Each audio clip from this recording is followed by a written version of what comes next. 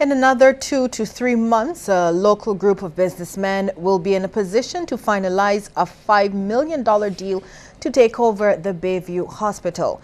This has been confirmed by businessman Peter Harris, the lead investor for the group known as VKC Inc.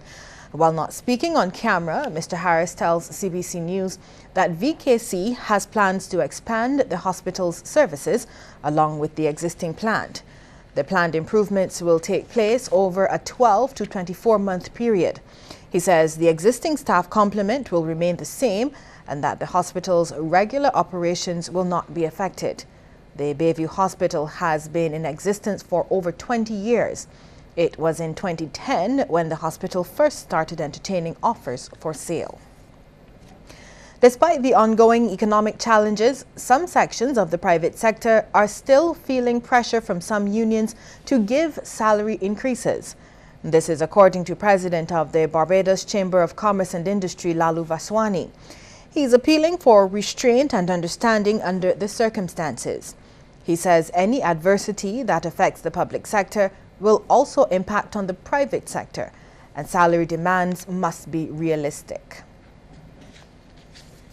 It's unfortunate, but what may have happened is that where a process may have started some months ago when the economic picture was not as clear as it is now, there may be some good faith discussion about possible increases going forward.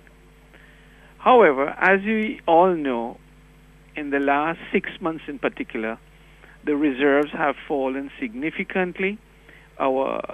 Our deficit has grown significantly to close to 9%. The whole economic fundamentals have changed for the worse. Mr. Vaswani says all concerned must recognize that the preservation of jobs is the #1 priority.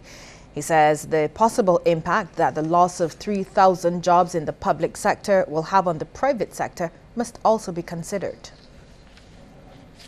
In that context, it is more important for unions to understand, and I'm sure they do, that what we need is to preserve jobs and not put additional pressure on businesses that are already feeling the effect of reduced demand this year and greater reduced demand anticipated when 3,000 people will have less spending power. So it is important from a national perspective to do what is right for the country first and then for our sectors.